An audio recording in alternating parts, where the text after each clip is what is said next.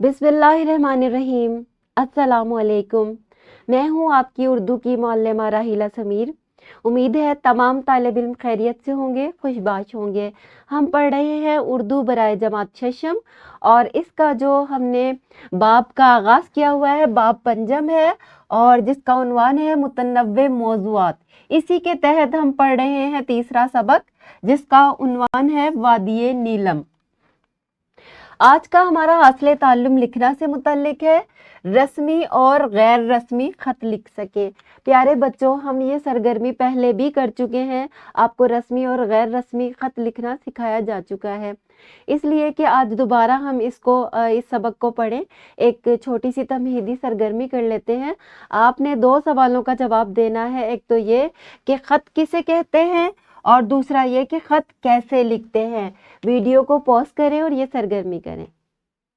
शाबाश, आपने बिल्कुल सही जवाब दिया कि ख़त जो है वो कागज़ पे पैगाम लिखने को कहते हैं, और ख़त लिखने का एक ख़ास तरीक़ेकार होता है जो आज हम दोबारा दोहरा रहे हैं, ताकि वो बच्चे जो कि भूल चुके हैं या जो हमारे पिछले लेक्चर में शरीक नहीं थे वो भी सीख लें ये काम।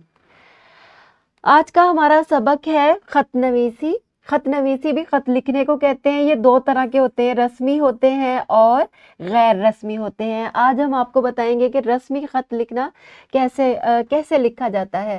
कारोबारी या पेशावराना मकासद के लिए हुक्काम, अफसरान या ओहदेदारान के नाम मखसूस मकसद के साथ लिखा जाता है। प्यारे बच्चों, अगर आपने किसी को अफसर को ख़त लिखना है तो वो रस्मी ख़त होगा, उसका एक ख़ास तरीक़ेकार होता है, और ओहदा लिखा जाता है उसका, और जो है इदारे का नाम लिखा जाता है। जबकि गैर रस्मी ख़त क्या होता है, वो ख़त जो दोस्तों और रिश्तेदारों को लिखे जाते हैं वो कहलाते हैं गैर रस्मी ख़त। ये आप अपने दोस्तों को लिख सकते हैं, रिश्तेदारों को, भाई को, बहन को। ऐसे तमाम खतूत जो हैं वो गैर रस्मी होते हैं, लेकिन खतूत का एक ख़ास खाका होता है जो कि आप सब ने सीखना है।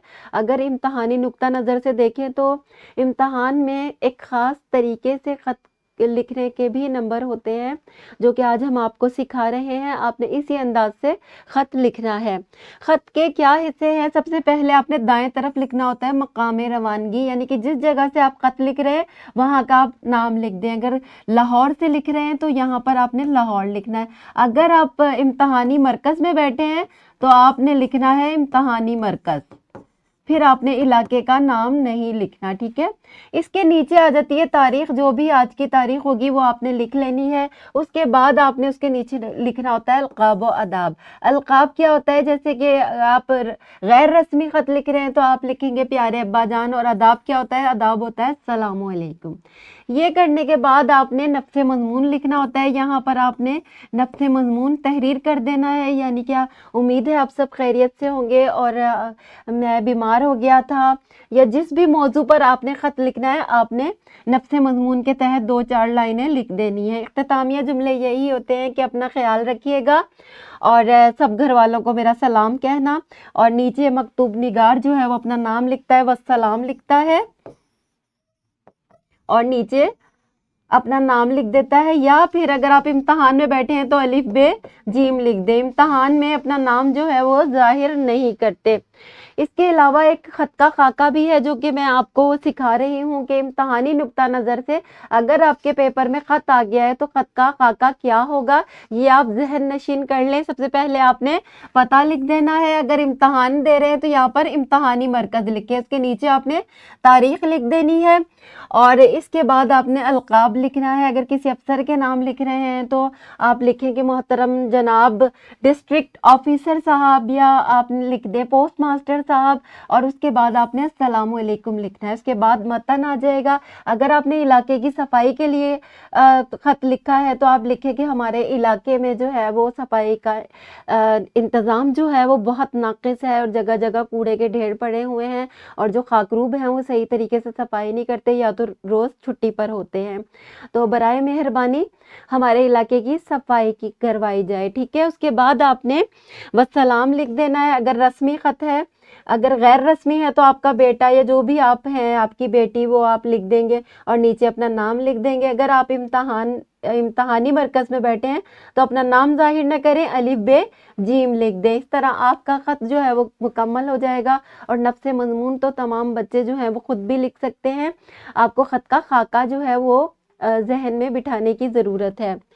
ایک خط کا خاکہ ہے جو کہ ہم نے آپ کے لیے لکھا ہے تاکہ آپ کو اچھے طریقے سے علم ہو جائے کہ آپ نے خط کیسے لکھنا ہے۔ یہ ایک غیر رسمی خط ہے جو کہ جس کا موضوع یہ ہے کہ اپنی مصروفیات سے آگاہ کرنے کے لیے آپ نے اپنی امی جان کو لکھنا ہے۔ سب سے پہلے آپ اگر امتحانی مرکز میں بیٹھے ہیں تو آپ امتحانی مرکز لکھ دیں، پھر آپ نے تاریخ لکھ دینی ہے، جو بھی آج کی تاریخ ہوگی وہ آپ نے یہاں پر لکھ دینی ہے۔ اس کے بعد القاب آ جاتا ہے کہ پیارے ابا جان، یا جو بھی اگر امی جان کے نام لکھ رہے ہیں تو پیاری امی جان آپ لکھیں گے، ٹھیک ہے۔ اس کے بعد آپ نے آداب میں آپ نے السلام علیکم لکھ دینا ہے، اور پھر آپ نے لکھنا ہے آپ کا گرامی نامہ ملا۔ گرامی نامہ بھی خط کو کہتے ہیں۔ خدا کا شکر ہے کہ آپ خیریت و عافیت سے ہیں، میں اپنی تعلیمی مصروفیات کی وجہ سے آپ کو بروقت خط نہیں لکھ سکا۔ یہاں پر جو کچھ بھی آپ تفصیل اپنے مصروفیات کی لکھنا چاہتے ہیں وہ لکھ دیجئے، اور آخر میں لکھیں کہ امید ہے آپ نے میری سستی کو معاف کر دیا ہوگا۔ انشاءاللہ اب میں باقاعدگی سے خط لکھ کر اپنی مصروفیات اور تعلیمی سرگرمیوں کے متعلق آگاہ کرتا رہوں گا۔ اپنی دعاؤں میں مجھے یاد رکھیے گا۔ یہاں پر آپ نے اختتامیہ ضرور تحریر کرنا ہے، اس کے بھی نمبر ہوتے ہیں، بس سلام لکھنا ہے، آپ کا بیٹا الف ب جیم۔ اگر آپ امتحانی مرکز میں بیٹھے ہیں تو آپ نے الف ب جیم لکھنا ہے، ورنہ آپ نے اپنا نام لکھنا ہے۔ مجھے امید ہے تمام طلباء کو خط لکھنا آ گیا ہوگا، خط کا خاکہ اچھے طریقے سے سمجھ میں آ گیا ہوگا۔ یہ ایک رسمی خط ہے جو کہ ہم اخبار کے ایڈیٹر کو لکھ رہے ہیں، بلکہ ایک میگزین کے ایڈیٹر کو لکھ رہے ہیں۔ وہ کس طرح لکھتے ہیں وہ بھی تھوڑا سا ہم دیکھ لیتے ہیں تاکہ آئندہ کبھی خط لکھنا پڑے تو ہم اچھے طریقے سے اسے لکھ سکیں۔ ایڈیٹر کو علاقے کی صفائی کے بارے میں خط لکھیں۔ سب سے پہلے تو آپ یہاں پر لکھیں گے امتحانی مرکز۔ اگر آپ اپنے گھر سے لکھ رہے ہیں تو اپنے علاقے کا نام لکھیں، نیچے آپ نے تاریخ لکھ دینی ہے، جو بھی تاریخ ہو وہ آپ نے یہاں پر لکھ دینی ہے۔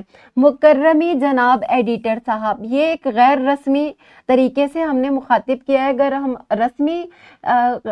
رسمی طریقے سے ہم نے اس کو مخاطب کیا ہے، اگر غیر رسمی ہوگا تو پیارے ابا جان یا پیارے بھائی لکھتے ہیں، لیکن ہم افسر کو لکھ رہے ہیں تو یہ ایک رسمی طریقہ ہے کہ مکرمی جناب ایڈیٹر صاحب یا محترم جناب ایڈیٹر صاحب بھی آپ لکھ سکتے ہیں۔ اس کے بعد آپ نے ماہنامہ مسلمہ لاہور، یعنی کہ جو بھی اخبار کا ایڈیٹر ہے یا کسی میگزین کا ایڈیٹر ہے اس کا نام آگے آ جائے گا، ٹھیک ہے۔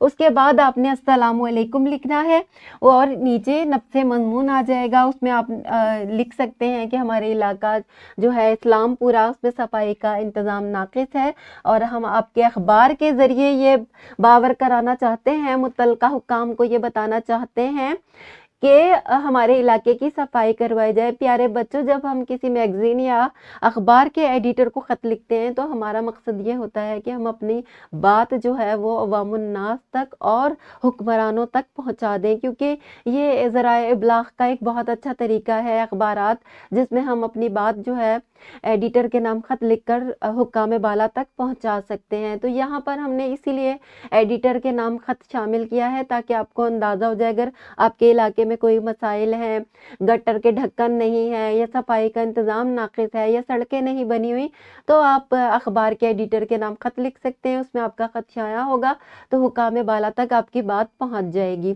اس کے بعد آپ نے نفس مضمون لکھنے کے بعد آپ جو بھی گزارش کرنا چاہتے ہیں وہ لکھ دیں، اور آخر میں آپ نے لکھنا ہے والسلام آپ کا مخلص۔ آپ کا مخلص جو ہے وہ رسمی خطوط میں لکھا جاتا ہے، ورنہ غیر رسمی ہوگا، رشتہ داروں کو لکھیں گے تو آپ لکھیں گے آپ کا بیٹا، آپ کا بھتیجا، آپ کا بھانجا، ٹھیک ہے، اور نیچے آپ نے اپنا نام لکھ دینا ہے۔ اگر آپ ایڈیٹر کو لکھ رہے ہیں تو اہل علاقہ بھی آپ لکھ سکتے ہیں۔ مجھے امید ہے تمام طلباء کو خط لکھنے کا طریقہ آ گیا ہوگا، اور یہ بھی سمجھ میں آ گئی ہوگی کہ رسمی اور غیر رسمی خط میں کیا فرق ہوتا ہے اور ہم اسے کس طریقے سے لکھتے ہیں۔ یہ ایک سرگرمی ہے جو کہ تمام طلباء نے کرنی ہے۔ اپنے کسی دوسرے شہر میں رہنے والے دوست کو خط لکھے اور اسے وادی نیلم کی تاریخ और खूबसूरती के बारे में बताएं। ग्रोही सरगर्मी ये है, जमात को दो दो ग्रोहों में तकसीम करें। साहबजा कराम ऐसा आसानी से कर सकते हैं। एक ग्रोह किसी मौजू पर रस्मी और दूसरा ग्रोह गैर रस्मी खत लिखे। खतूत में दोनों का अंदाज, जुबान और असलूब खास तौर पर मद्देनजर रखा जाए। फिर दोनों ग्रोह अपने खतूत का तबादला करके उन पर तबसरा करें। बेहतरीन आरा पर अमल करने के बाद खतूत जमात के तख्ता तहरीर पर चस्पा करें। घर का काम आपका ये है कि अपनी बड़ी बहन के नाम खत लिखें और उन्हें अल्लामा इकबाल रहमतुल्लाह अलैह की किताब बांगे दरा खरीद कर आपको भेजने के लिए कहें। मुझे उम्मीद है तमाम तलबा को खत लिखना आ गया होगा। ये एक वर्कशीट है जो कि इस वीडियो के डिस्क्रिप्शन में मौजूद है। इसमें आपको कुछ इशारे दिए गए हैं जिस पर आप अमल करके एक बेहतरीन खत लिख सकते हैं। मिलते हैं अगले लेक्चर में, तब तक के लिए अल्लाह हाफिज।